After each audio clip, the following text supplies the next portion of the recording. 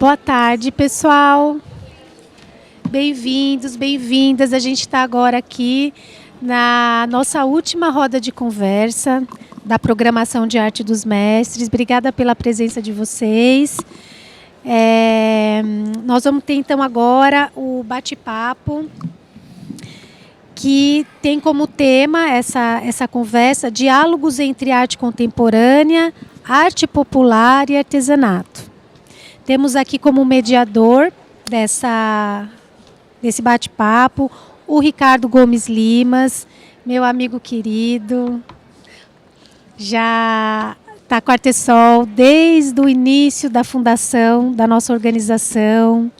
Então, a gente tem muito carinho e muito respeito por todo o conhecimento dele, por toda a amizade. Então, ele está sempre aqui com a gente, ajudando a gente a defender essa causa e a levar esses conhecimentos para o mundo. O Ricardo ele é pesquisador de cultura, curador de exposições e autor de livros e artigos sobre artesanato e arte popular. É um grande antropólogo que eu tenho certeza que vai fazer uma grande mediação dessa mesa. Obrigada, viu, pela presença de vocês. Boa tarde a todos. Eu quero começar, eu coordenei a mesa anterior a essa, mas eu vou ter que repetir, né, esquecer que eu já estive na outra e repetir meus agradecimentos, em primeiro lugar, para a Rede Artesol, para a Jô, para o Marcos, pelo convite de estar aqui, honradíssimo, por vezes até emocionado, aí eu tenho que segurar um pouco a emoção e agradecer muito por estar aqui, poder conversar com vocês, estar junto dessas duas feras, da Ilana Goldstein, que é professora de História da Arte, né, Ilana? Junto aqui à Federal de São Paulo, e o Arthur Lins, que é antropólogo também, fazendo doutorado, fez sociologia aqui na Unicamp, está fazendo doutorado dele na UNB. Ambos autores de textos importantes, a Ilana extremamente dedicada à questão dos estudos de arte indígena, mas que a gente está conseguindo, né, lançar o anzol e puxá-la para o campo da arte popular também. E acho que vai ser fantástico essa inserção dela nesse universo. Nós que estudamos arte popular estamos precisando de pessoas que se dediquem a esses estudos, dada a complexidade do campo e a extensão desse campo. E o Arthur tem como referência um livro maravilhoso para quem quiser se mergulhar nisso, que é uma análise dele da Ilha do Ferro. Está ali o livro. É uma análise da Ilha do Ferro, em Alagoas, que de repente virou assim uma meca da boa arte popular brasileira, e ele explica como é que esse fenômeno, né, todo aconteceu. Eu falei já na outra mesa, vou repetir aqui, que a arte popular não é como uma mangueira que está à beira da estrada dando manga, você só tem que colher. Na verdade, se trata de um campo construído, né, construído a partir de movimentos, né, de organizações. Eu acho que, se por um lado tem os artistas, né, que produzem, né, e que se expressam de forma tão magnífica nesse campo, por outro lado tem outros atores sociais. Dentro deles são os pesquisadores, né, que analisam esse campo, que estudam esse campo e que descrevem para nós esse campo, né, junto a instituições públicas. Instituições públicas que têm o dever, a obrigação, né, de desenvolver políticas públicas de apoio à questão artesanal e à questão da arte popular, das artes como todo no país, né? Sem esses atores sociais, né, sem os artistas, sem os estudiosos dessa arte, sem as instituições que promovam políticas públicas, a gente não tem a riqueza que a gente está vivendo aqui hoje, né? Nesse sentido, eu, mais uma vez, quero dar os parabéns à Artesol, que se insere nessa rede de construção desse universo da arte popular no Brasil, tá? A mesa agora é uma mesa que reúne, então, antropólogos, falando, pensando, refletindo, trazendo um pouco para a gente desse conhecimento sobre arte, arte popular, artesanato. E eu recolhi aqui, só como a título de provocação, um pouco desse universo. O que estamos tratando, né? A gente vai tratar de arte, arte erudita, arte popular, arte primitiva, arte naif, artesanato, artefato, cultura material, cultura imaterial, objeto etnográfico, ergologia, arte do povo, arte íncita, arte contemporânea, arte popular contemporânea, arte dos originários, arte da terra, nem sei onde anotei, tantas mais designações para esse campo todo. E isso já mostra a complexidade e a necessidade da gente criar consensos para pensar esse universo, né? E como disse também um artista aqui, eu me esforço para fazer. A senhora estuda para explicar. E eu acho que é muito o papel que nos cabe, né? Refletir, observar, refletir sobre esse campo todo, que não é um campo natural, eu diria, né? Reforço, é um campo criado, um campo que vem avançando progressivamente, né? E só, de novo, a título de provocação, porque as falas não serão minhas, são dos dois convidados, mas ano passado eu estive aqui por ocasião desse evento e pude também visitar e observar a SP Arte aqui ao lado. E esse ano eu pude de novo fazer isso e comparar o que eu vi ano passado, o que eu vi hoje, especialmente me referindo à SP Arte, né? Onde nós tínhamos um conjunto enorme de obras sendo expostas nesse espaço e algumas galerias que eu diria assim, guetos, que apresentavam a arte popular ali dentro. Esse ano mudou muito. O número de galerias que trazem os chamados artistas populares e os contemporâneos no mesmo espaço cresceu muito. E isso é um fenômeno a ser observado, estudado, analisado, explicado, e que é uma vertente para a gente entender o que está acontecendo com esses esgarçamentos das fronteiras, né? O quanto elas caminham para ser esgarçado, o que isso significa, o que pode significar para frente, em termos de benefícios e malefícios para o entendimento da arte como um todo e para a existência dessas artes. Eu acho que é para bem.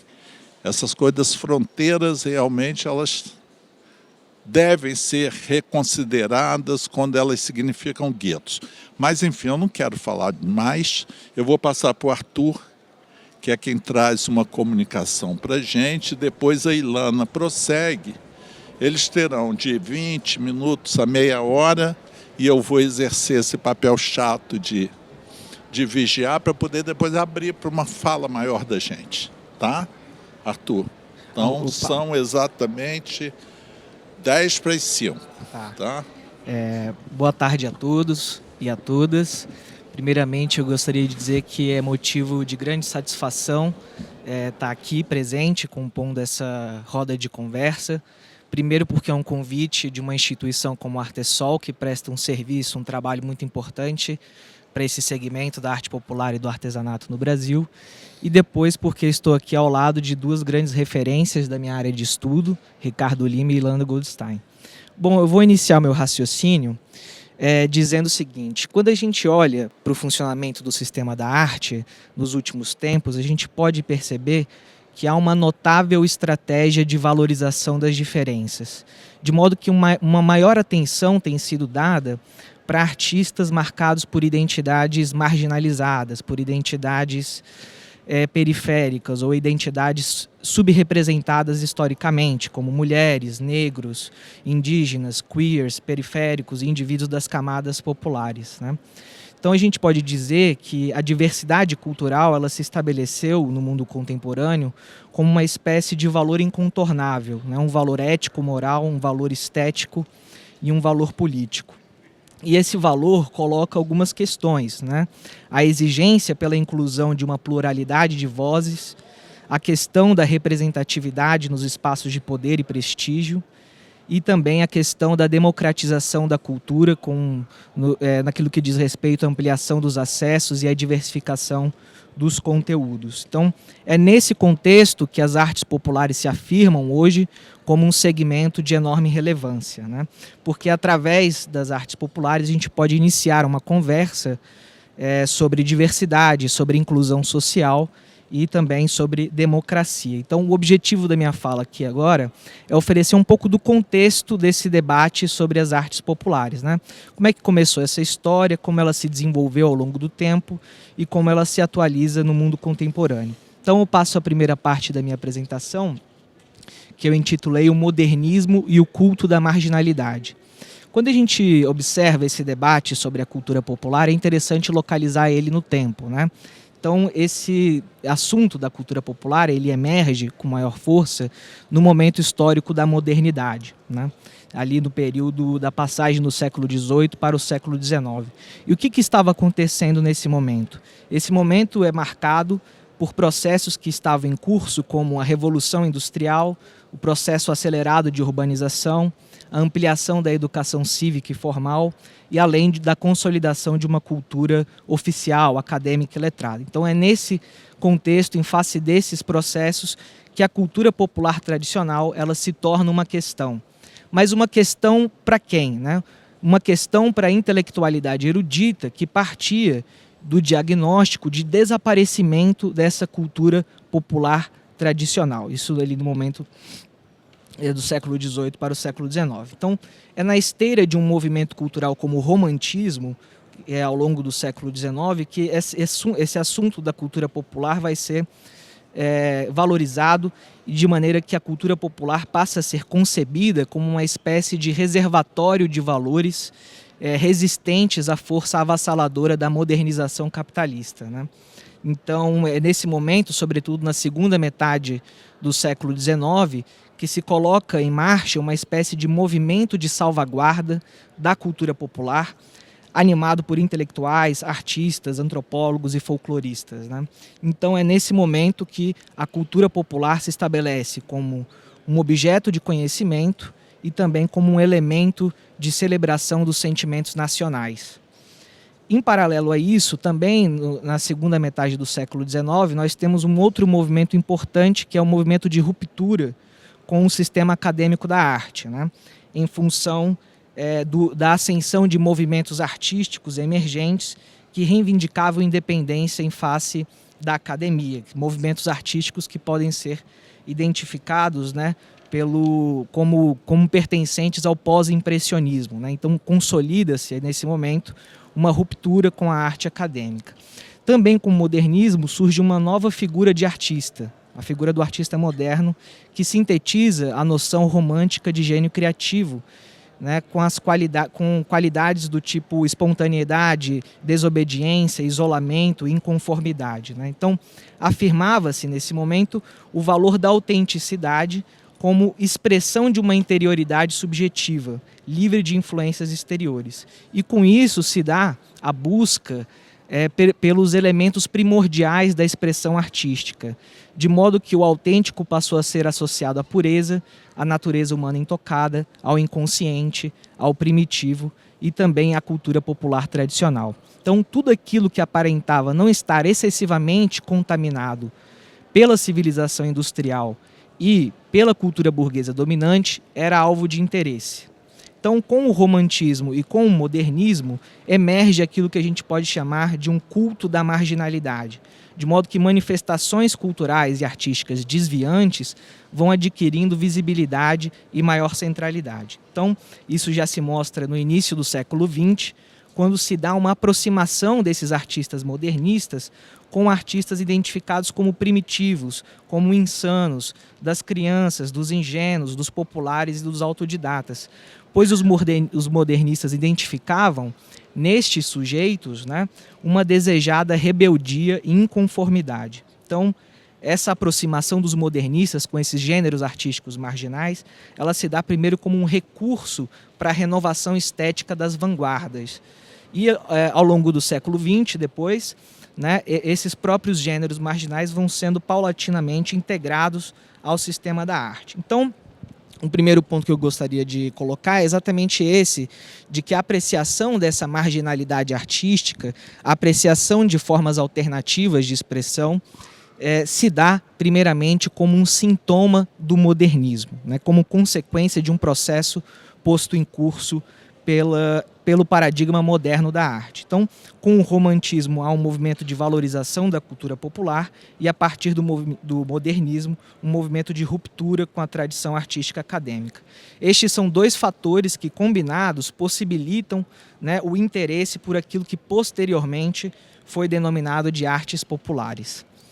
Bom, e ao longo do século XX, esse interesse, essa atenção dada aos gêneros marginais recebeu diversas alcunhas, né, como diversas categorias de classificação, como arte naive, arte primitiva, arte folclórica, arte popular, arte bruta, outsider art, arte autodidata. Quer dizer, estes são termos que não dizem exatamente a mesma coisa, são classificações que encerram polêmicas irresolutas, mas de algum modo assinalam aspectos em comum, né? A gente pode dizer que são rótulos que apontam para criadores marcados por distintas condições de marginalidade e também apontam para formas de arte originalmente situadas fora da tradição acadêmica ocidental e fora dos circuitos de exibição e distribuição mainstream. Bom, agora eu passo à segunda parte da minha apresentação, que eu intitulei As Artes Populares no Brasil. E, ainda por falar nos ecos do modernismo, contribuiu fortemente para esse entusiasmo com a cultura popular brasileira a ação de intelectuais e de artistas modernistas que, sobretudo entre as décadas de 1920 e 1940, estavam num movimento de redescoberta do Brasil a partir daquilo que seria autenticamente nacional. Então, havia, por parte dessa intelectualidade modernista, uma percepção generalizada de que a cultura de elite, de que a cultura das classes dominantes estava excessivamente marcada pela imitação de padrões culturais estrangeiros, principalmente importados da Europa. Portanto, foi no terreno da cultura popular que se buscou os elementos de autenticidade necessários para a afirmação da singularidade nacional brasileira. Então é nesse contexto que emerge uma maior preocupação com as artes populares. Então, no Brasil, essa atração pela cultura material popular, ela ocorre ao longo da primeira metade do século XX. E a gente pode citar alguns indivíduos e algumas instituições que foram importantes nesse sentido. Então, através da ação de instituições como os institutos históricos e geográficos de capitais como Recife e Salvador, bem como através da coleção regional do Museu Nacional do Rio de Janeiro, né, e também através da missão de pesquisas folclóricas encabeçada por Mário de Andrade, em 1938, que se dá a modelagem de um olhar colecionista voltado para a cultura material popular. Então, se desenvolve um olhar mais atento para utensílios domésticos, itens do vestuário, imaginária sincrética católica e afro-brasileira, para instrumentos musicais, brinquedos, esvotos, ferramentas de trabalho, quer dizer, para um conjunto de objetos que desempenhavam uma função no próprio contexto de origem e que evocam uma tradição comunitária enraizada no cotidiano.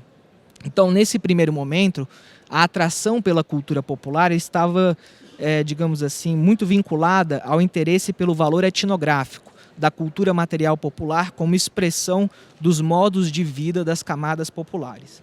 É a partir de meados da década de 1940 que se dá o reconhecimento do valor estético dessa cultura material popular. Então, não somente o reconhecimento do valor etnográfico, mas também do valor estético.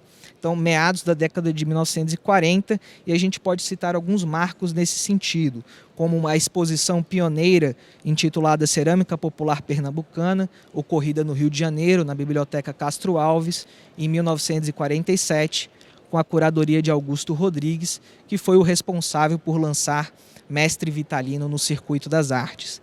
Em 1949, ocorre no MASP a exposição Arte Popular Pernambucana.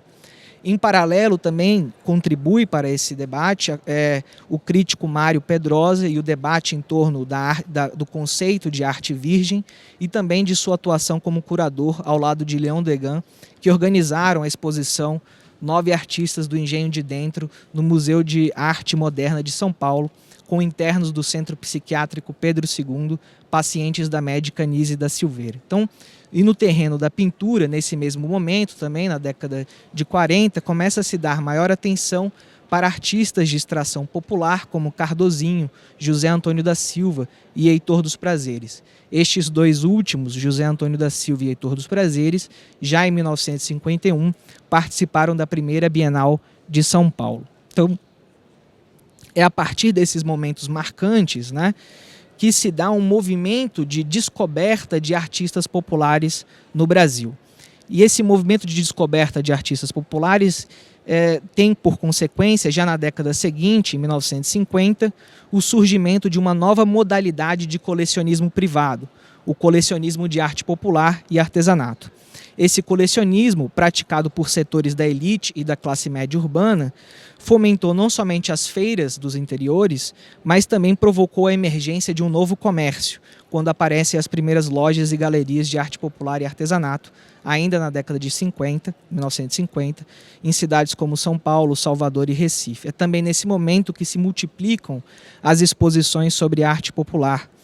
E já no período seguinte, nas décadas de 1960 e 1970, há todo um amadurecimento desse processo, o comércio se amplia, novos artistas e novas tradições vão sendo descobertas, junto também com um acúmulo maior de reflexão e de pesquisa sobre este campo, além de uma maior institucionalização das artes populares nos museus de folclore e nos museus de arte. Então firmava-se já nesse momento da década de 70, os contornos de um circuito artístico específico, o circuito das artes populares, né? Então, diante desses apontamentos históricos, qual reflexão que a gente pode fazer, né? Em face desse reconhecimento, antes desse reconhecimento do valor estético da cultura material popular, a cultura material popular ela era produzida pelo povo e para o povo. Ela desempenhava uma função tradicional na comunidade, era consumida no próprio meio de origem. Algo se transformou quando essa cultura material popular foi alcançada pela apreciação estética e pelo colecionismo privado de um público metropolitano, um público de maior instrução formal e de maior poder aquisitivo. Então, qual é o ponto de transformação? Os objetos são deslocados do cotidiano, eles adquirem uma aura de excepcionalidade e eles passam a ser produzidos para um consumo externo ao meio de origem. Então, os artistas populares se tornam cada vez mais sensíveis às expectativas de gosto dessa nova clientela e eles começam também a se individualizar, imprimindo sobre os objetos uma assinatura e uma marca estética pessoal. Portanto, se dá uma espécie de transição do valor de uso para um valor de exposição, E isso tem, por óbvio, consequências na alteração da materialidade dos objetos. Então, esse é o ponto de transformação que se dá a partir desse reconhecimento do valor estético da cultura material popular. E agora eu passo a última parte da minha apresentação, que eu intitulei A Transgressão das Fronteiras no Cenário Contemporâneo. Como havia dito, esse movimento de integração das artes marginais, ele se dá como sintoma do paradigma moderno da arte, Isto porque o modernismo dá início a um processo de transgressão das fronteiras. Ele dá início a um processo de transgressão dos critérios legados dos cânones renascentistas. Então, e a arte contemporânea, ela, digamos assim, dá consequência e leva ao limite essa disposição de transgredir as fronteiras.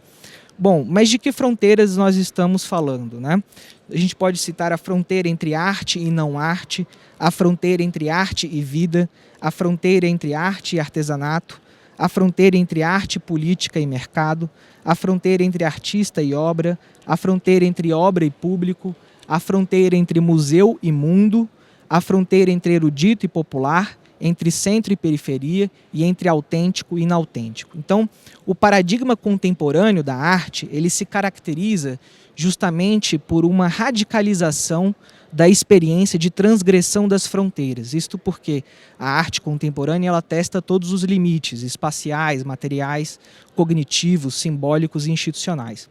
No entanto, é importante dizer que esse paradigma contemporâneo da arte, ele não substitui por completo o paradigma moderno. O paradigma contemporâneo e o paradigma moderno coexistem no mesmo tempo histórico, eles estabelecem entre si uma tensão e numa relação de continuidade e ruptura. Então, por falar no paradigma contemporâneo da arte, é importante citar aquilo que foi qualificado como o pós-modernismo nas artes. E que características que o pós-modernismo traz? Primeiro, uma obsolescência da noção de cânone, a própria ideia de um centro estético unificador perde força, há uma sensação generalizada de incerteza, o consenso sobre os critérios de excelência artística é cada vez mais enfraquecido. Então, isso dá ensejo à proliferação de formas híbridas, à mistura de gêneros, ao ecletismo de códigos e também a uma ampliação da validade estética para as margens. Então, a própria separação entre alta cultura e cultura popular também é cada vez mais questionada. Tudo isso favorece um movimento de integração da diversidade cultural no interior do paradigma contemporâneo da arte.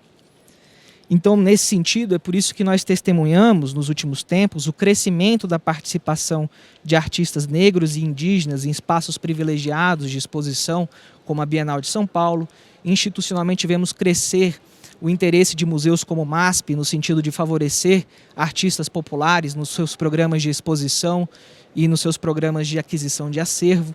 Feiras comerciais como a SP Arte e Arte Rio são cada vez mais preenchidas por esses artistas outsiders.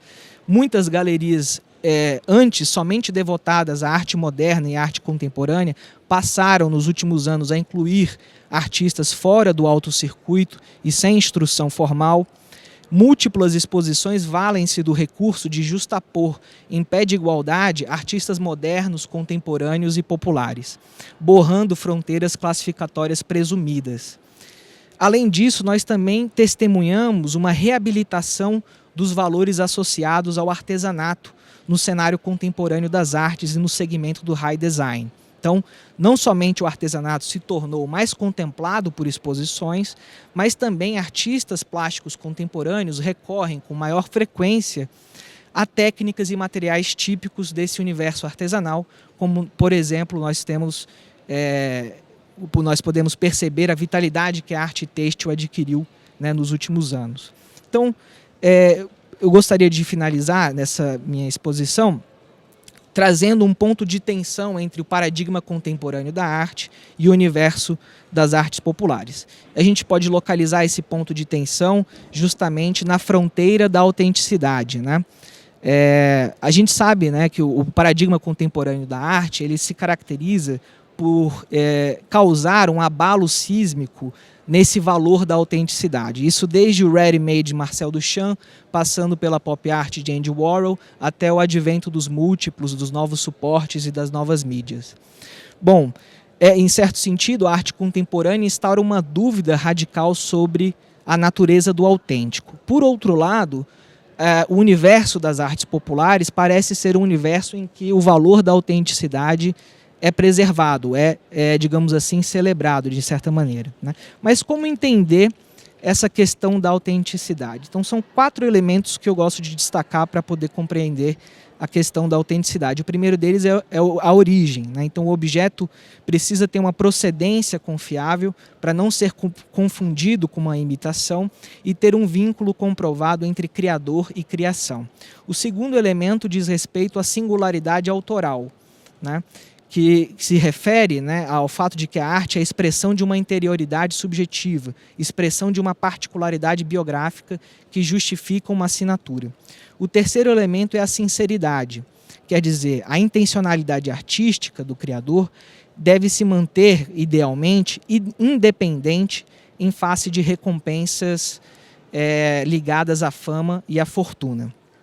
E, por último, o elemento da raridade, que se trata de um equilíbrio entre disponibilidade e exclusividade. Então, origem, singularidade, sinceridade e raridade são critérios que balizam o valor da autenticidade que rege a fantasia da arte. É possível discutir se esses critérios são factíveis ou se são ficções projetivas, se esses critérios são benéficos ou também se constituem armadilhas. Mas a gente não pode deixar de considerar que esses critérios e o valor da autenticidade, né, ainda orientam a percepção e a avaliação de uma parcela grande daqueles envolvidos no sistema das artes. Portanto, a autenticidade ainda importa, né? Muito embora tenha havido uma crítica à autenticidade, né, por parte do paradigma contemporâneo da arte, é possível dizer que também há um retorno à autenticidade, de modo que essas transgressões, que são características do paradigma contemporâneo, elas também encontram limites, né? Também há um ponto ótimo de saturação e de esgotamento das transgressões, o que pode resultar, por parte de segmentos do mundo artístico, em um movimento de retorno aos valores modernos e tradicionais. Então, talvez nós não sejamos mais tão ingênuos em face da autenticidade, né? No entanto, nós testemunhamos que este permanece sendo um valor vivo nas preocupações dos artistas, das instituições, dos especialistas e dos públicos. E a gente pode ter uma medida disso, por exemplo, quando a gente observa a sobrevalorização das narrativas de singularidade biográfica, né? Uma exaltação do componente biográfico nas avaliações da arte.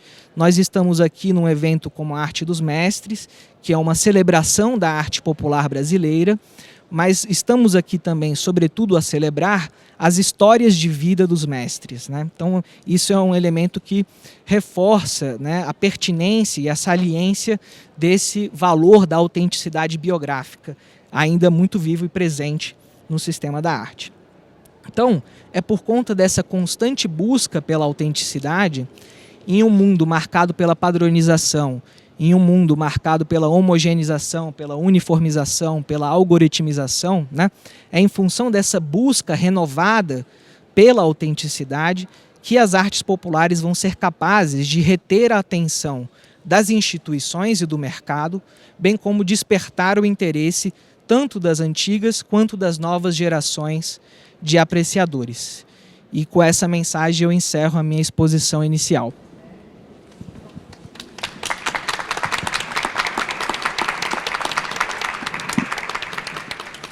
Vou agradecer, Arthur, pela fala, passar para a Ilana e depois, então, a gente abre para uma conversa com todos, tá? Boa tarde. Tá dando para ouvir? Eu vou pedir licença para ficar de pé, para eu poder ver as minhas telas.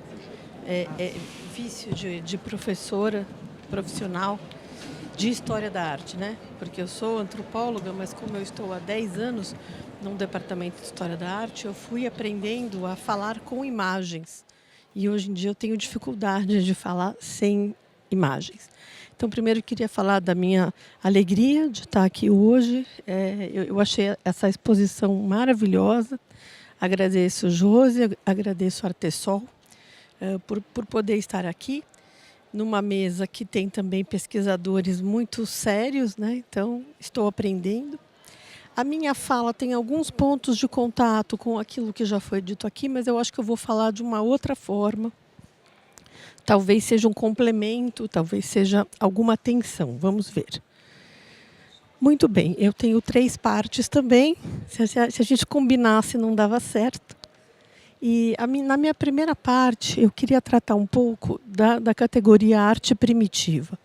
Porque quando a gente fala sobre arte popular, muitas vezes ela vem dentro desse guarda-chuva, que é a arte primitiva, que, como vocês veem, eu prefiro usar sempre entre aspas, né? Então vamos ver o que é essa tal arte primitiva. Quando eu comecei a trabalhar com isso, eu fiz que foi no ano de 2010, eu comecei a pensar sobre essa categoria, a arte primitiva. Então eu fiz uma rápida busca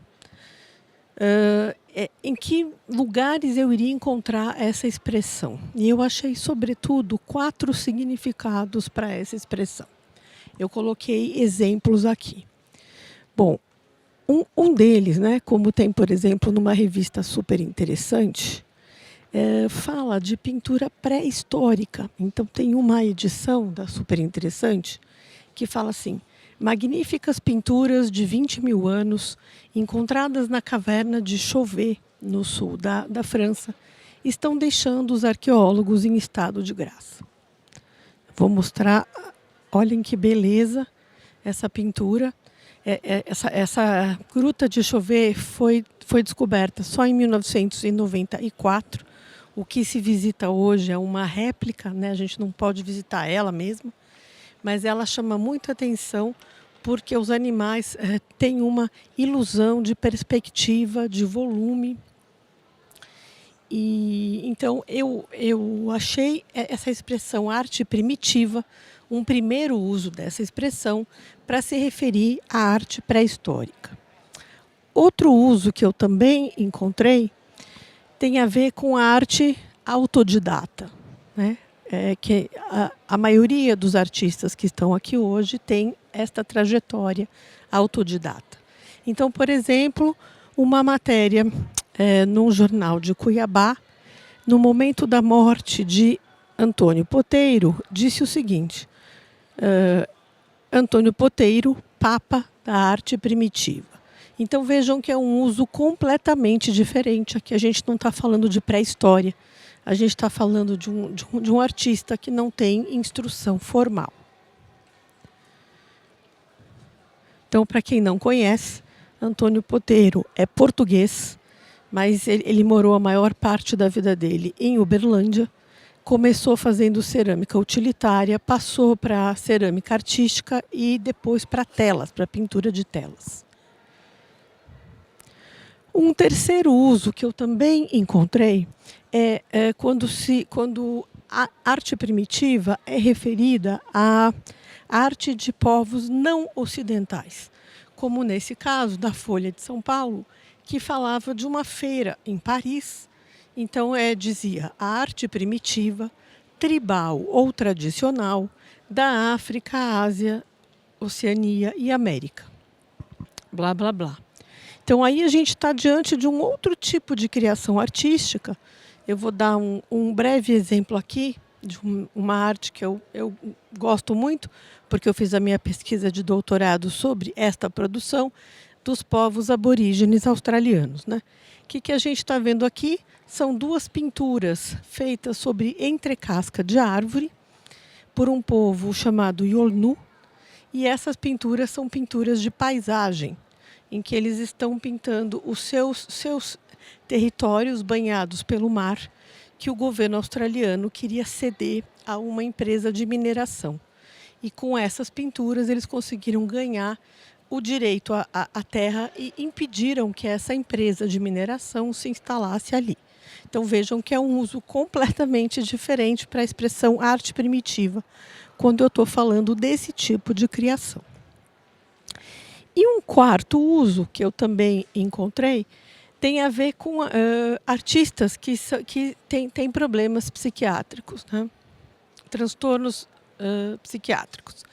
E eu achei isso num museu que fica no interior de São Paulo, na cidade de Assis. Não sei se vocês conhecem esse museu. Esse museu tem uma coleção de um artista chamado Ranchinho. O Ranchinho, um artista que vivia pelas ruas em Assis e que já foi chamado de Van Gogh brasileiro, né, pelo tipo de pincelada que ele faz. O museu que guarda 100 telas desse artista, ele se autodesigna Museu de Arte Primitiva. Então, aí é um outro uso. Então, aí chama-se essa produção artística de primitiva pelo fato de que o seu autor tem uma peculiaridade, né, na maneira de se comunicar com o mundo. Ele mal falava, nesse caso, né? O Ranchinho teve dificuldade de ter inserção social. Bom, por que eu mostrei todas essas diferentes... Só um minutinho, que eu estou voltando em vez de avançar.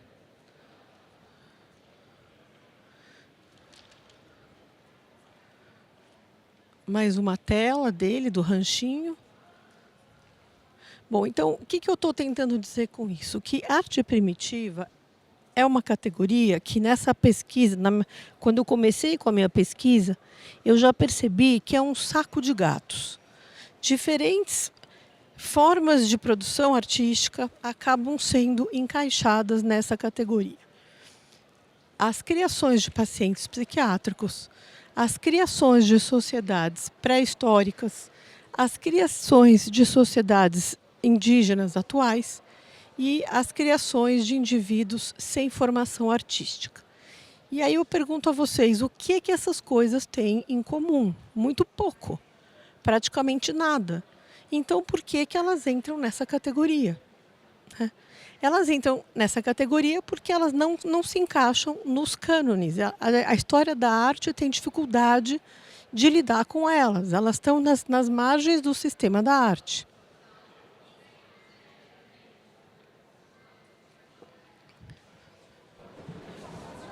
Agora, desculpa, gente, eu estou sem voz. Eu estou sentindo a minha voz indo embora. E eu acho que é por causa da poluição do ar. Estou percebendo que eu estou ficando sem voz. Então eu peço desculpas, eu vou tomando golinhos de água e acho que vai ficar tudo bem. Então, por que eu uso essa expressão? Se eu chego à conclusão que ela não delimita categoria nenhuma, né? Que não há nada em comum entre todas essas produções que são chamadas de primitivas. Por que eu ainda uso a categoria? Porque ela existe, ela está nos livros, ela está nas feiras, ela está em museus, ela está em galerias. Mas eu proponho que a gente tome o cuidado de usar sempre com aspas. Claro, porque é um termo surgido no século XIX com uma conotação inferiorizante, em que se chamava de primitivo aquele que supostamente era menos desenvolvido.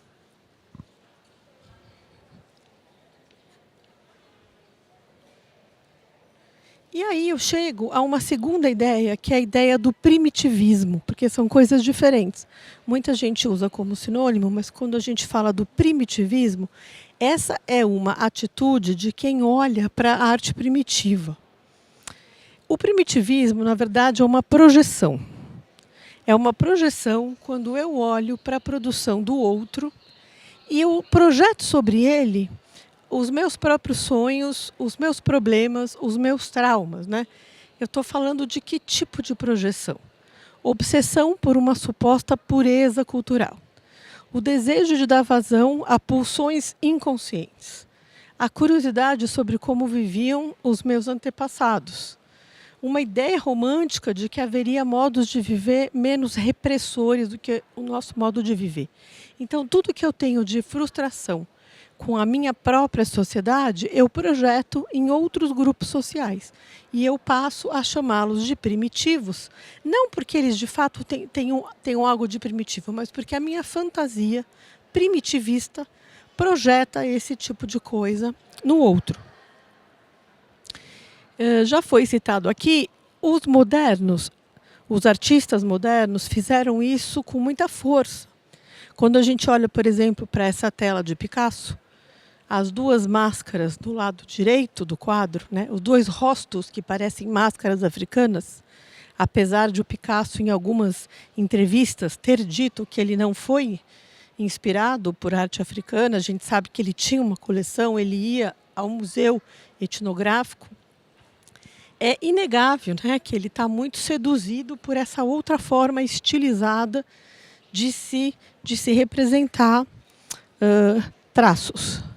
Quando a gente pega o Gauguin, o seu fascínio, né, por terras distantes, por outros sabores, por outras luminosidades, a gente chega ao ponto de um artista como Dubuffet, um francês que na década de 1940 queria pintar como um paciente psiquiátrico. Então ele criou um movimento chamado arte bruta, e ele dizia que a arte bruta é aquela que brota diretamente do seu inconsciente, sem nenhum filtro, sem nenhum superego, e ele queria pintar dessa forma. Ele propõe que se faça arte desse jeito. Então, veja, esse seria um caso de uma atitude primitivista na arte moderna. E no Brasil? Exemplos muito rápidos, né? O Brasil, na primeira metade do século XX, teve um certo fetiche com o repertório visual dos Marajoara. Então, os Marajoara tinham sido descobertos no final do século XIX. Teve um certo frisson pela hipótese de que se trataria de uma civilização com grandes cacicados e com uma forma de proto-escrita, algo que não havia nas terras baixas da América do Sul. E a gente sempre invejou os incas, os maias, os astecas. Então surge um certo fetiche em torno dos Marajoara. E então vocês estão vendo a imagem aqui de uma cerâmica do século XIII ao século XVI, que pertence ao Museu Gueldi. E aqui é uma fonte que foi feita no parque, que era a residência da família Guinle, no Rio de Janeiro. E hoje chama Parque da Cidade. Não é fácil chegar lá, tem uma trilha cheia de cobras, mas dá para fazer isso. E a gente vê como essa fonte da família Guinle, feita pelo Correia Dias, é diretamente inspirada na cerâmica marajoara. E eu, de novo, voltando para trás em vez de avançar, desculpa. Ou a gente olha, por exemplo, para essa urna marajoara do século XVI e para a pintura de Rego Monteiro, em que as formas dessa mulher, as cores dessa mulher remetem às formas da urna funerária. E muitos outros exemplos. A Tarsila do Amaral, por exemplo, que nessa tela não está evocando a Torre Eiffel de Paris, mas sim aquele carro alegórico do Carnaval do bairro de Madureira, no Rio de Janeiro. Ou o circo, que também inspirou algumas pinturas modernistas, né? E a gente pode chegar até a arte contemporânea. Caso dos ex-votos, que inspiram vários artistas. Não sei se vocês sabem, o ex-voto é uma das formas mais antigas de arte popular no Brasil. Já se tem notas de ex-votos nos séculos XVII, século XVIII. Não eram dessa forma, eles eram cenas pintadas sobre pranchas de madeira. Mas essa forma de agradecer aos santos, às divindades, né, pelos milagres alcançados, é algo que inspira, por exemplo, o trabalho do Farnese de Andrade. Esse é um trabalho do Farnese da década de 1970, em que ele compra ex-votos que foram levados para as igrejas. As igrejas, de tempos em tempos, têm que renovar, elas têm que abrir espaço para novos ex-votos que chegam, e ele então compra e usa para suas obras. E aqui, só para lembrar que a mestra Irineia, que está exposta aqui, também teve uma fase do trabalho dela em que ela produzia cabeças que serviam como ex-votos, né? Então, como uma mesma forma, está na arte dita popular e na arte contemporânea, em diferentes temporalidades. Aqui, outro trabalho do Farnese de Andrade, em que ele está também jogando com essa forma de uma cabeça de ex-voto. Então, eu tentei dizer, primeiro, que existe uma circularidade cultural entre o que é popular, o que é erudito, o que é contemporâneo. As formas circulam, as técnicas circulam, as ideias circulam. Então, essa é uma primeira ideia que eu queria trazer. Mas aí surge a questão: como é que a gente pode definir? Como é que a gente define o que é arte, o que é artesanato, o que é arte popular? E eu vou usar, então, essa última parte da minha fala para tentar trazer o que a bibliografia diz sobre isso. Alguns sociólogos, alguns antropólogos que tentam delimitar como é que a gente caracteriza o que um objeto ou o que uma imagem precisam ter para eles serem chamados de arte. Bom, O problema da dicotomia que tem a arte versus artesanato, como se a arte fosse algo superior e o artesanato fosse algo inferior, infelizmente isso começa com a própria disciplina. Quando a história da arte surge no Renascimento, Giorgio Vasari, que escreve a primeira história da arte, já vai afirmar que existe a grande arte, que é fruto do trabalho intelectual, e as artes menores, que são fruto do trabalho manual. E claramente a grande arte, a que não leva adjetivos, é aquela que é considerada como trabalho mental. E tudo que é feito com as mãos é desvalorizado. E aí são essas coisas que vêm sendo chamadas de artesanato. E isso não é novo, gente. O que eu quis aqui lembrar é que essa dicotomia começa no próprio primórdio da história da arte. E como que é hoje em dia, quando a gente chega na arte contemporânea? Também acontece uma delimitação do que é arte que é muito excludente.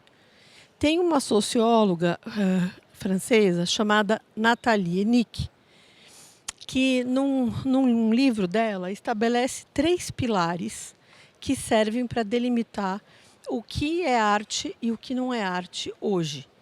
Não é o que ela acha, é o que ela percebe nos museus e galerias. Então, ela analisa centenas de obras de arte e ela tenta ver quais elementos essas obras têm em comum. E ela percebe que são 3 elementos. E aí ela está falando das obras de arte contemporâneas. O primeiro elemento é que a obra de arte tem que ter algum grau de singularidade, né, de originalidade.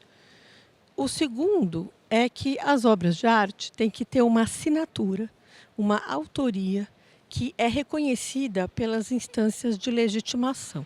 Ou seja, pelos críticos, pelos outros artistas, pelos diretores de museu, pelos curadores. Então, se eu fizer algo que eu acho lindíssimo, não vai ser considerado arte. Só vai ser considerado arte se outros artistas, se os curadores, se a crítica de arte disser que eu sou artista. Então é um círculo vicioso, né? Em que quem está fora é muito difícil que entre. E um terceiro ponto, que é onde realmente pega para o tipo de produção que está exposta aqui, que é a predominância da função estética e a ausência ou a incipiência de outras funções, como a função econômica, utilitária, religiosa. E é aí que o problema surge, né? Porque essa ideia de que a verdadeira arte, que não tem adjetivos, a arte com A maiúsculo, é uma arte feita somente para contemplação, somente para o prazer estético, para ser exibida e colecionada, essa ideia acaba excluindo muitas produções que originalmente tinham alguma utilidade ou são feitas por pessoas que são também artesãs, que também fazem objetos utilitários, né? Então, esse ponto, esse terceiro ponto da definição de arte contemporânea é algo que dificulta a entrada no circuito de vários artistas que a gente chama de populares. Por exemplo, a Associação Tece Arte, que está exposta aqui, com as suas redes maravilhosas, né? Essas redes são feitas para serem redes, felizmente, para a gente deitar, para a gente relaxar e balançar. Só que, independente do seu valor estético, da sua técnica, das suas cores, do seu efeito visual, elas não entram nesta tripla definição de arte, né, que a Nathalie Hennick traz. Por quê? A função estética não é a predominante. A função estética é tão importante quanto o uso dessa rede. E isso vai acontecer com outros objetos que estão aqui também. Por exemplo, essas cadeiras maravilhosas feitas pelo mestre Nen, com restos de barcos tradicionais, de canoas. Essas cadeiras são feitas para a gente sentar. Então, elas têm um caráter estético inegável, né? São lindas. Mas elas são feitas também para nós sentarmos, de modo que elas ficam fora dessa definição de arte.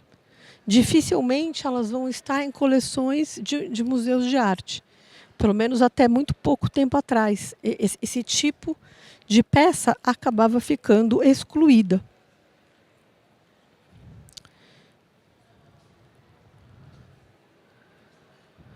Eu estou voltando em ver. Gente, desculpa, eu ainda não me dei bem com esse negocinho.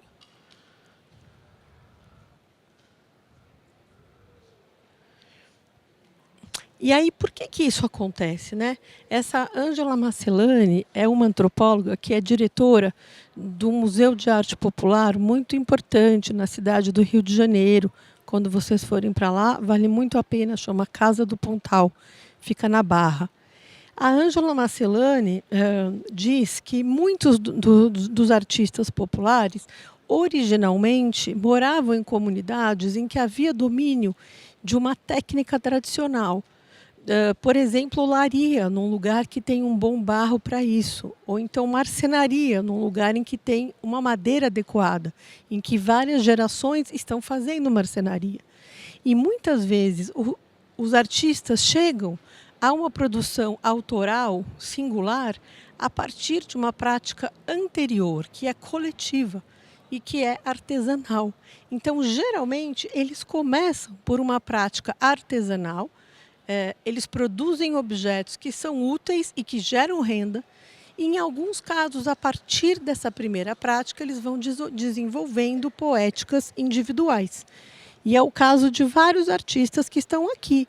Por exemplo, Expedito Celeiro, que fazia celas e roupas para cavalgada, e a partir do momento em que a motocicleta toma o lugar dos cavalos, dos jegues, ele adapta a produção dele. Então, tudo que ele sabia sobre costura de couro, sobre tingimento de couro, ele passa a fazer peças que vão para a parede e que estão expostas aqui, belíssimas, e que se adequam muito melhor ao conceito de arte, porque aí sim são feitas para contemplação, são feitas para o colecionamento. É o caso também da família Chaves, que está exposta aqui. Se a gente lembra que Ulisses Pereira Chaves era filho de uma paneleira, neto e bisneto de oleiros que faziam cerâmica utilitária. Então não é do nada que ele começa a fazer essas peças, né? Ele começa de toda uma tradição que é utilitária. Então, aonde fica essa barreira, essa fronteira? É muito difícil de delimitar. E eu acho que esse é um dos maiores desafios para colocar esta produção no mercado de arte. Porque o mercado de arte ainda trabalha um pouco nessa lógica que eu apresentei antes, né? Então, para eu concluir, eu olhei bastante a bibliografia e alguns catálogos, alguns materiais de feira, para tentar entender quais são os critérios diante de toda essa permeabilidade de fronteiras que foi mencionada na fala antes da minha e que eu mencionei aqui também, diante dessas dificuldades de classificação, dessas categorias que são sempre passíveis de questionamento. Afinal, como é que a gente pode, de uma maneira pragmática, como é que a gente poderia definir quem é artista popular? Então, eu cheguei a alguns critérios que eu queria que a gente examinasse juntos. Primeiro, a trajetória. Muitos dos artistas que são chamados de populares têm uma trajetória sem instrução formal, sobretudo na área de arte. São pessoas que aprenderam com a família, com a comunidade, ou experimentando. Segundo, o tema. Geralmente são obras que falam de festas populares, da vida em comunidade, da religiosidade popular ou da paisagem de um certo lugar. A forma, geralmente são técnicas coletivas, são técnicas que vêm desta tradição artesanal. A relação com um território e uma comunidade específicos. E mais alguns, a posição marginalizada diante das instituições oficiais e dentro do sistema da arte. Então, geralmente, são obras que valem menos, são obras menos conhecidas, menos premiadas. Tem também o critério socioeconômico, geralmente esses artistas são de camadas menos favorecidas, e aquela projeção que eu já citei antes, a projeção primitivista. Normalmente essas obras chamadas de populares, elas são caracterizadas com palavras como imaginário, intuição, instinto, palavras que me dão muito medo, porque quando a gente diz que o trabalho do outro é totalmente intuitivo, instintivo, que ele é fruto direto do seu inconsciente, eu estou falando que eu sou racional, mas ele não é racional. Ele é menos racional que eu. Ele é mais mágico, é mais fantasioso, ele é só emoção, né? Então eu tenho um pouco de medo, mas isso aparece muito quando se caracterizam artistas populares. Então esses critérios, que são totalmente diferentes entre si e variados, são os que eu encontrei tentando chegar a uma lista. E aí, qual assim, todos os artistas se encaixam aqui? Não, eu diria que acho que nenhum artista se encaixa nesses todos. Se a gente testar esses critérios para os artistas que estão expostos aqui, provavelmente eles vão se encaixar em 2, 3 critérios, mas não vão se encaixar nos outros. E talvez tenha algum artista que não vai se encaixar em quase nenhum, isso pode acontecer, né? Então, esses critérios, o que acontece? O Lévi-Strauss, que é um antropólogo francês, que até criou o departamento de antropologia da USP, dizia que o homem é um animal classificatório. A gente precisa classificar a realidade. A gente não aguenta o caos. Então, a gente está sempre criando os binômios, as oposições, as categorias. A gente precisa disso. O problema é que a realidade empírica é muito mais bagunçada, é muito menos arrumadinha, ela nunca se encaixa exatamente nas nossas categorias. Então, eu vou terminar a minha fala com algumas considerações finais. Bom, são só exemplos aqui, de novo, para tentar pensar com as imagens, exemplos de como aqueles critérios que eu listei antes são facilmente questionados. Quando a gente pensa no caso de Fernandes Rodrigues, aquele pressuposto de que se trata de uma obra que é intuitiva, fruto da pura imaginação, da emoção, e a gente vê o Fernandes Rodrigues falando que ele presta muita atenção nas pessoas, que ele observa como é a boca, como é o nariz, como são os olhos, que a partir dos olhos ele sabe como a pessoa é, e que ele procura fazer bem os olhos por causa disso. Então, a gente está diante de um artista que é super racional, tem um método de trabalho, que trabalha por ensaio e erro. Outro exemplo, a marchetaria do mestre Mackeson, que está também aqui. Ele teve formação, ele fez seminário, teve aula de teologia, teve aula de filosofia e teve também instrução formal de machetaria. Ele foi para a Itália e Alemanha, então ele tem formação em machetaria, né?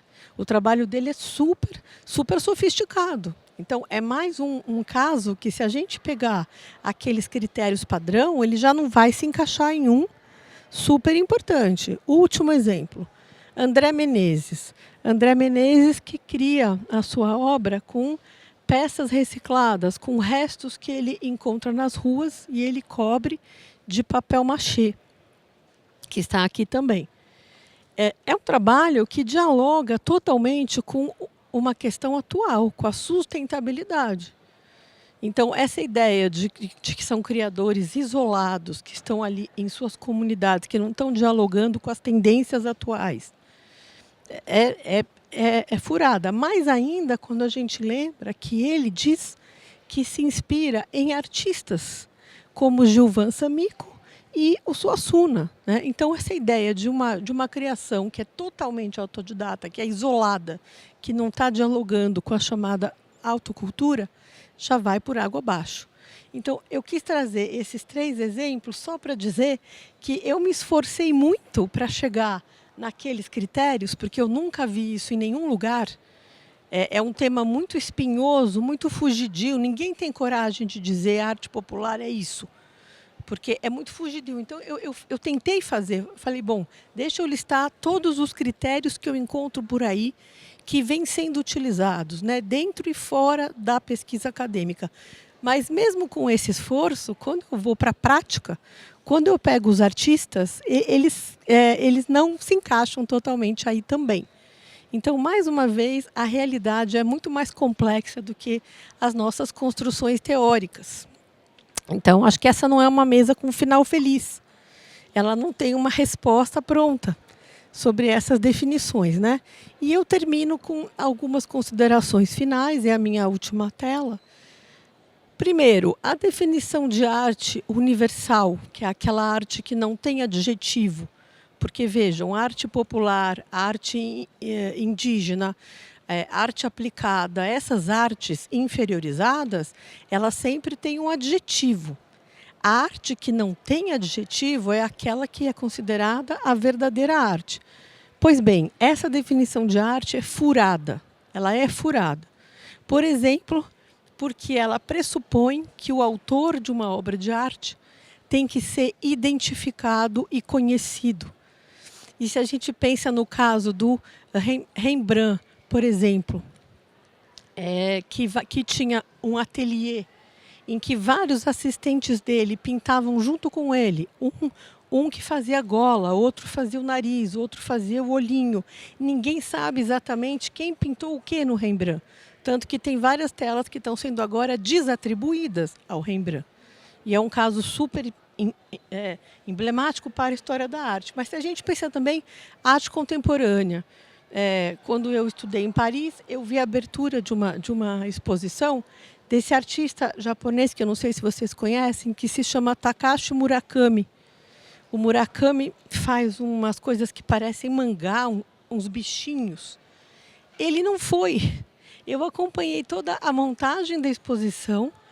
Essas telas foram pintadas em Paris, lá na Fundação Chartier, e o artista não foi. Tinha vários assistentes deles recebendo instrução. Era e-mail na época, as tecnologias não eram tão avançadas como hoje. Eles recebiam instrução e eles pintaram os quadros. O Murakami chegou para a abertura só, para o coquetel, né? Então, é um exemplo de como a arte, que não tem adjetivo, também se baseia em certos pilares que são furados para ela mesma, que a gente tem que colocar em xeque o tempo todo. As categorias estanques, realmente, elas precisam ser postas em xeque por quem pesquisa, por quem trabalha com isso, porque elas não dão conta da realidade. As artes populares, acho que tem que ser usada sempre no plural, sempre com S, né? Realmente não tem como a gente usar essa expressão no singular. E elas têm uma característica em comum, que é a capacidade de aliar o apuro formal, a dimensão estética, com a potencialidade do uso, que tem a ver com a sua origem artesanal. Eu, pessoalmente, fico muito emocionada, andando nessa exposição, de perceber que ainda proliferam tantas iniciativas potentes e belas, apesar de todas as dificuldades que os mestres enfrentam. E essa variedade toda sugere que as artes populares estão aquém e além das fronteiras conceituais. Então, eu vou terminar aqui a minha fala. E desculpa pela minha voz. Então, vamos voltar para a mesa, né?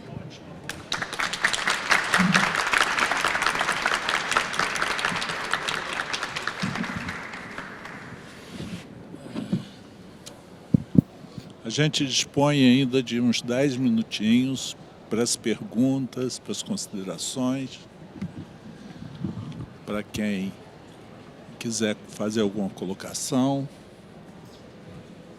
Eu acho que são duas falas instigadoras, principalmente quando falam dos critérios dessa definição, da fluidez dessas categorias, e tem uma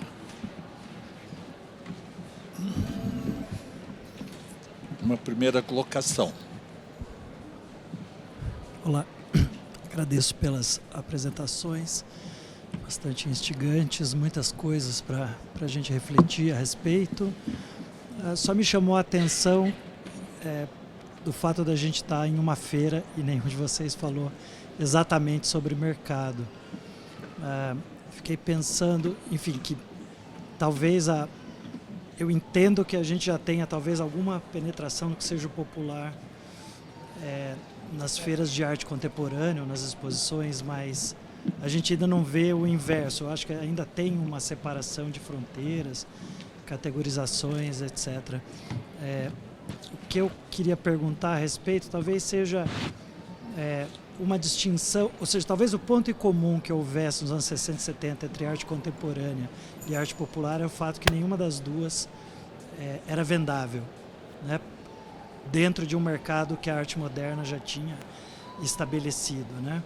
Então, eu me pergunto, na verdade, se esse processo que a gente está vendo hoje de uma mudança, ela não se dá, sobretudo, a partir do mercado.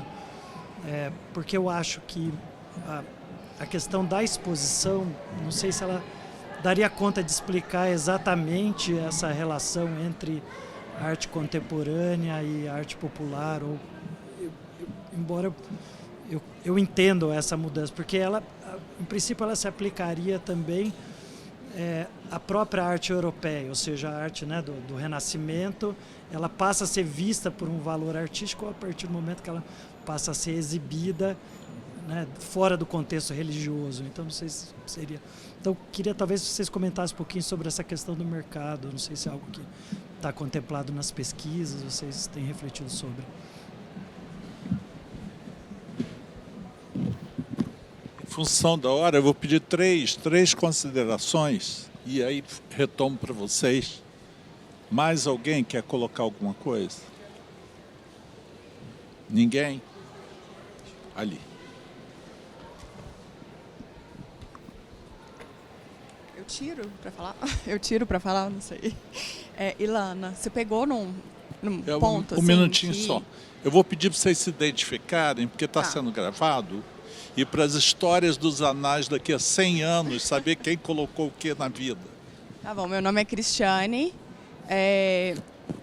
sou grande admiradora de arte popular. E aí você pegou para mim num ponto que me chamou muito a atenção, que foi quando você falou para ter cuidado ao usar frutos da imaginação, da intuição e do instinto, que são lugares que eu já coloquei, né, alguns artistas e tudo, às vezes até em conversa com eles mesmos, uma vez com o Cícero, da Ilha do Ferro, eu perguntei como ele faz essa combinação de cores, que não é uma combinação de cores óbvia, né? Não são cores primárias. E aí ele mesmo falou, eu coloco a primeira e as outras vão aparecendo, uma puxa a outra. Para mim, eu não consigo desvencilhar de uma intuição, né? Como que você colocaria isso, já que é perigoso, né? E entendo você falar que é perigoso mesmo, essa questão da intuição.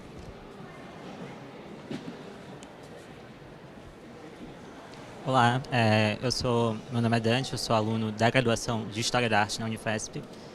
E a minha pergunta, eu queria saber mais ou menos como anda esse parâmetro das artes populares dentro da academia, como alguém da graduação ainda, que tem muito interesse na área de artes populares, saber como anda as perspectivas dentro da academia sobre artes populares.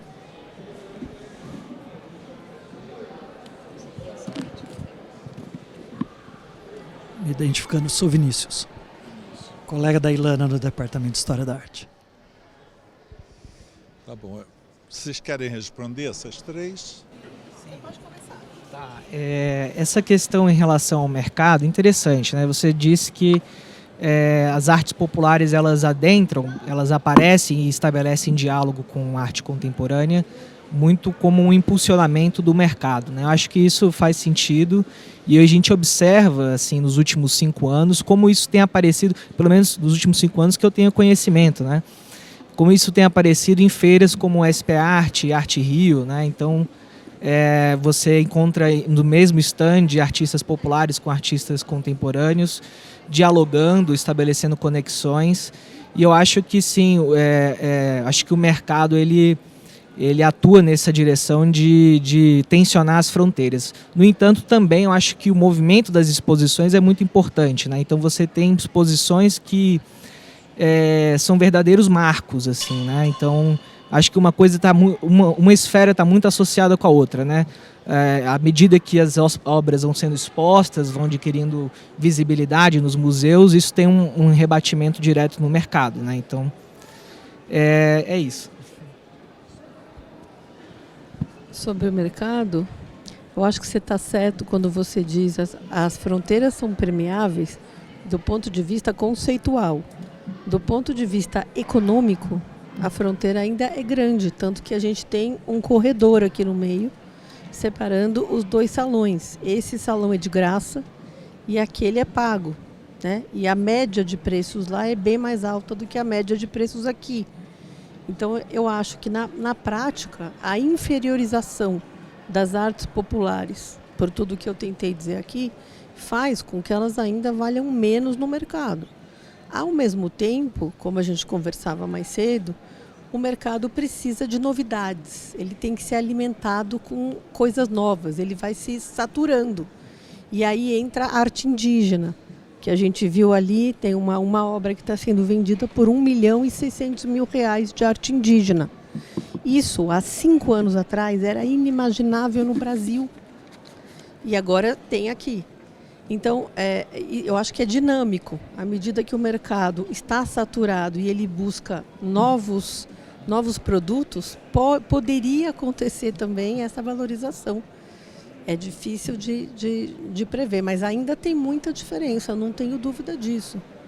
Realmente, quando a gente fala da fluidez de fronteiras, eu acho que nós dois estamos pensando do ponto de vista teórico, do ponto de vista antropológico, mas a gente não está pensando do ponto de vista prático, porque a fronteira ela está aqui, né? É o corredor que está vendendo champanhe. A fronteira está muito clara.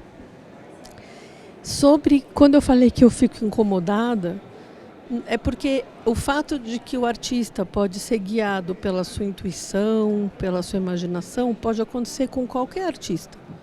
Não é por ele ser autodidata, não é por ele morar em Pernambuco que nós vamos privá-lo da possibilidade de ter um trabalho que é refletido, de ter um processo que é fruto de observação, de tentativas e erros, de aprendizagem com outros vizinhos, de assistir algum curso, de ler. Quer dizer, eu acho que a gente pode ser que alguns desses artistas realmente tenham um processo que eles descrevem dessa forma. Não estou dizendo que é impossível, mas o primitivismo é quando a gente de fora automaticamente atribui, como o termo naïf.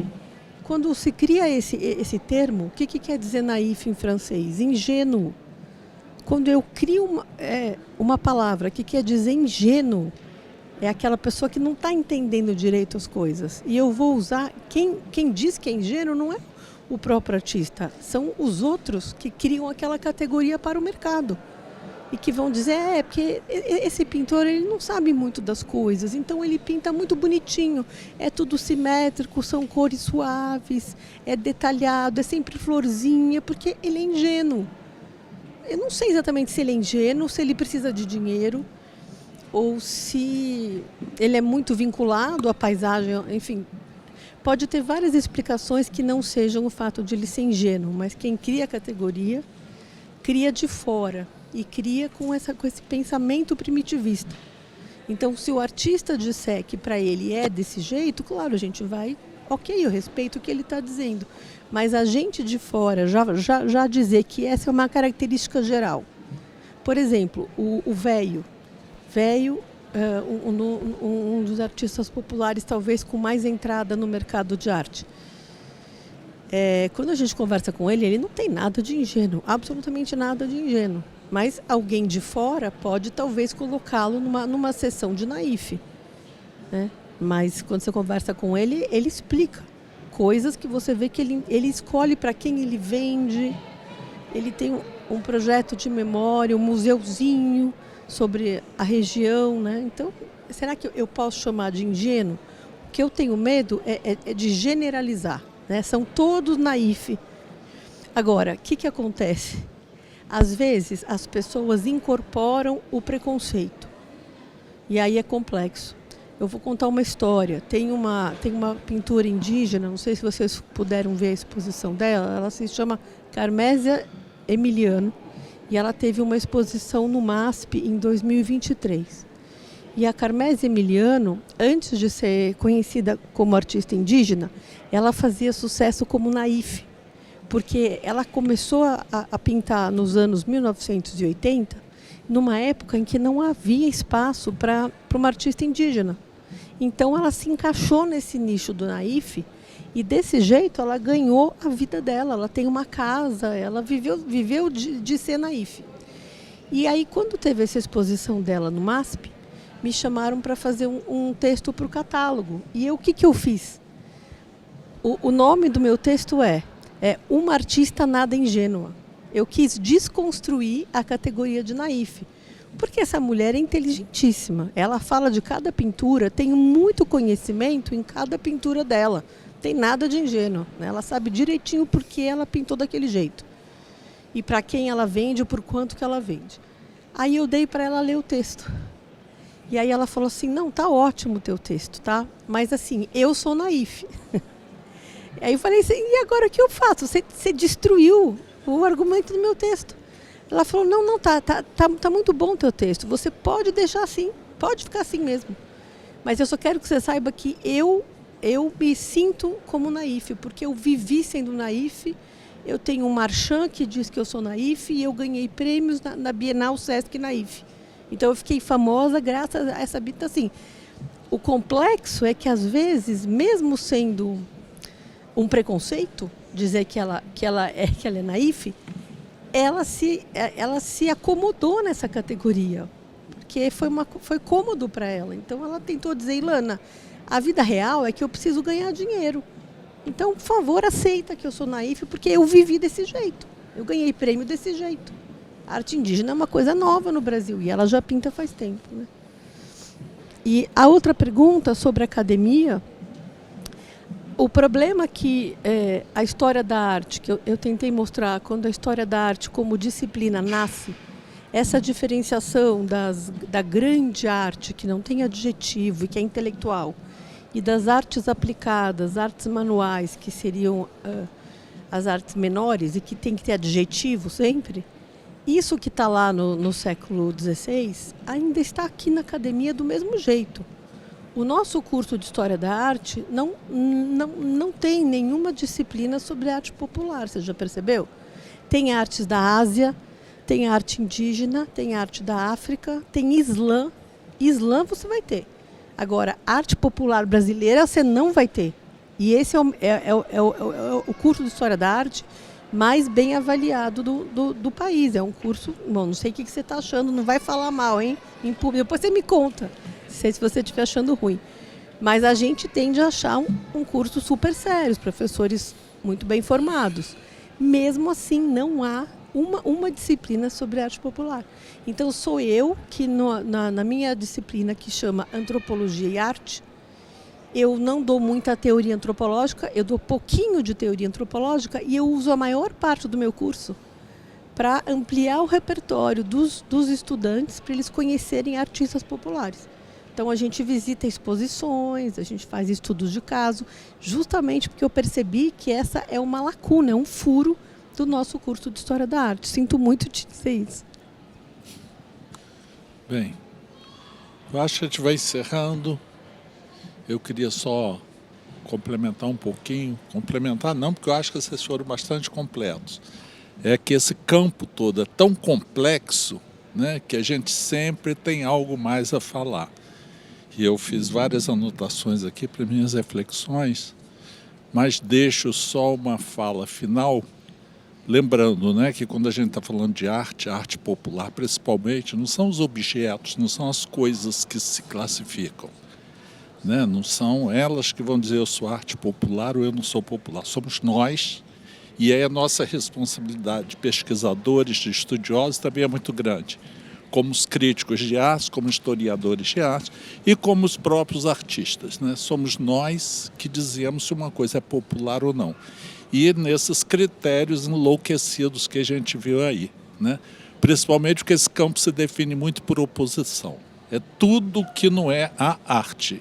Aí cai na categoria do popular, seja primitivo, naif, etc, etc. Né? É isso que eu verifico, uma categoria por oposição, uma definição por oposição ao que não é. Eu achei muito interessante aqui hoje também na fala da Ilana, porque surgiu uma segunda coisa para mim, que é uma definição de arte por geralmente, é a arte do geralmente. O artista geralmente nasceu na zona rural, o artista geralmente é de baixa renda, o artista é a arte do geralmente, porque como ela chama atenção, nesses critérios vai sempre escapar alguns que não estão dentro daquilo ali, né? Até a própria formação erudita. Acabou de dar exemplo de um que foi estudar marchetaria na Alemanha e no exterior, né? E eu deixo uma última coisa, né, que é sobre essa categoria popular, essa imprecisão mesmo, que eu acho que é interessante a gente continuar discutindo e perseguindo esse do que a gente está chamando de popular. E aí eu me lembro de uma grande autora, que foi uma das grandes mestres que eu tive, que foi Lélia Coelho Frota, que quando já estava com a obra seminal dela, fantástica, que todo mundo implora para ser reeditada, que é o Pequeno Dicionário da Arte do Povo Brasileiro, essa obra já estava na impressão gráfica, pronta para a colagem final, quando ela falou, não quero esse título, que era Pequeno Dicionário da Arte Popular Brasileira. E ela fez rasgar as capas inteiras e imprimir tudo de novo como Pequeno Dicionário da Arte do Povo Brasileiro, que ela queria justamente fugir da questão do popular, que ela acha que é excludente. E a questão da arte do povo tinha um alcance muito maior, porque aí veio os indígenas que a gente vê aqui, veio os afros, veio esse popular rural, popular urbano, as marginalidades, etc, etc. Né? Então fica só mais um desafio para a gente tentar pensar e chegar a um denominador mais justo, mais equilibrado, quando a gente fala de arte, não falar na arte, e as artes hierarquizadas para baixo como de menos valor, etc. Enfim, eu torço para que um dia não tenha a Alameda do Champanhe aqui nos dividindo, que eu achei ótima essa sua percepção, que tem uma fronteira a ser cruzada aqui, né? Ou que talvez a gente ponha ali também uma cachaçinha, né? Para fazer par com champanhe e tudo convive em harmonia. Quero agradecer muitíssimo a Artsol por essa... Pode?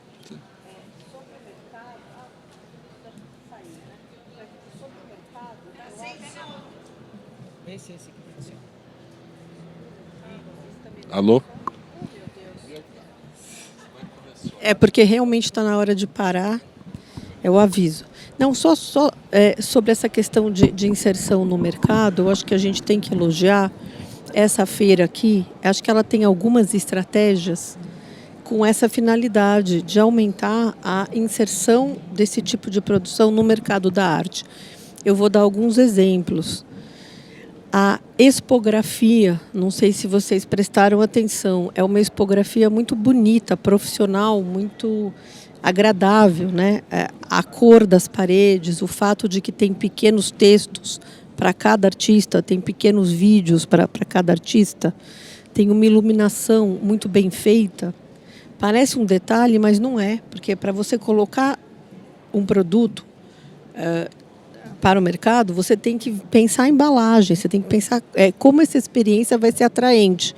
Nesse sentido, eu acho que essa feira foi muito feliz. Por que eu estou dizendo isso, gente? Porque eu fui ontem no Salão do Artesanato Brasileiro, que está acontecendo no Parque Ibirapuera. Não sei se algum de vocês foi. Então, paralelamente a esse salão e a SP Arte, está acontecendo um outro salão que é de graça, e que é uma zona, assim, tem uns 500 expositores, estantes empoeiradas, lotado de gente, sem nenhuma iluminação, você não consegue ver as coisas, você não sabe de quem são os objetos, né? E as pessoas se esbarrando. Eu achei muito interessante, porque são as mesmas... Tem obras que estão aqui, que estão lá também. Mas aquele jeito de mostrar, eu acho que é um jeito que desfavorece quando a gente está querendo ganhar espaço no mercado da arte. Eu acho que você mostrar dessa forma, né, com espaço arejado, com contextualização dos artistas e obras, e algumas outras estratégias que eu achei muito inteligentes. Por exemplo, vocês estão vendendo as matrizes de algumas gravuras. Isso é uma coisa muito interessante, porque aí você aumenta o valor. Quando você vende a matriz, você não está vendendo só a cópia, você está vendendo a matriz, então quem levar a matriz levou tudo, acabou a possibilidade de fazer outras gravuras. O fato de que vocês estão dando o certificado de autenticidade. Parece bobagem, mas não é. O mercado da arte é assim. Quando você compra obra de arte, você tem uma documentação sobre a procedência da sua obra. Então, eu acho que esses cuidados têm a ver também com uma maior chance de inserção no mercado. Isso era só para completar a resposta para o Vinícius, mas ele precisou sair para pegar a minha bolsa, que está no guarda-volume, que vai fechar. Tá bom? Tá bom.